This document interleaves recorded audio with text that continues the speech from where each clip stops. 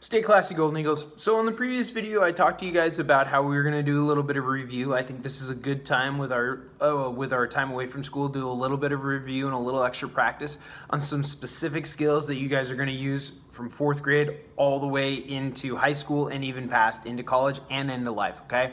So the last two videos that we had for math were last three videos that we had were multiplication over our 3 different multiplication methods with the traditional, the partial products, and the area model. Today we're gonna go ahead and we're gonna do long division. So I'm gonna go ahead and do, in this video, I'm gonna do 2 problems. So go ahead and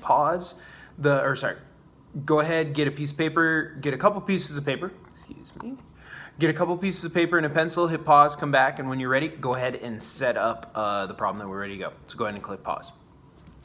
All right, guys, now that you're back, we're gonna go ahead and we're gonna start with a 1-digit number divided into a 3-digit number, okay? So this is our divisor and this is our dividend. Our quotient or our answer will be up at top, okay? So now this is the only difference if you guys remember, we don't start in the ones. Division's a little different. Of the 4 major operations, addition, multiplication, subtraction, addition, multiplication, subtraction, and addition, we always start on the right in the ones column with all of those except division.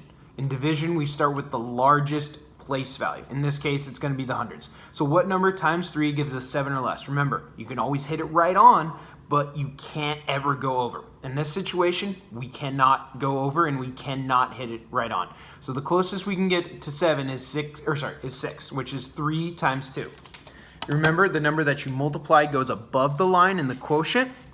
Then 3 times 2 gives you 6. Subtract it out. 6 minus 7 is 1. We go over to the tens place, and we bring down the 4.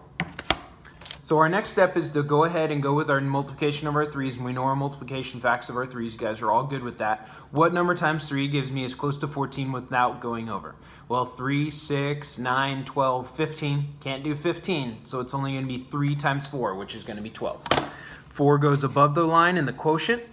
The 12 goes underneath the 14. We subtract 12 from 14 and we get 2. This should all be reviewed for everybody. So guys, I'm going a little fast. Remember, if I'm going too fast, you can always hit pause. So now we have to figure out what number, I brought down the 2, but I forgot to rewrite it. So after I subtracted 12 from 14, I got 2. I brought down my last number from the top here, which is 2. Now again, what number times 3 gives me 22 or less, or I can hit it right on. Well, with 3, I can't hit it right on. But I can get really close. I can multiply 3 times, yes, you're all right, Seamus. 3 times 7 gives me 21. The 7 goes above, 21 goes below. 21 minus 22, that's pretty straightforward and easy math. Joshua, you're right, that is only 1. Now, I always like to do the check, and you guys have heard me say this many times, so it should not surprise anybody, okay? So now I'm looking here. I have nothing left to bring down. My remainder is smaller than my divisor, so I have the answer of 247, remainder 1. This video ran a little bit long, guys, so there's actually going to be a second video. So for the next video, you're going to need a piece of paper and a pencil. Hopefully you have enough space. I like to write big on this so you guys can see it, but stay classy, Golden Eagles. The next video will have a problem that has a larger dividend in the side. Stay classy.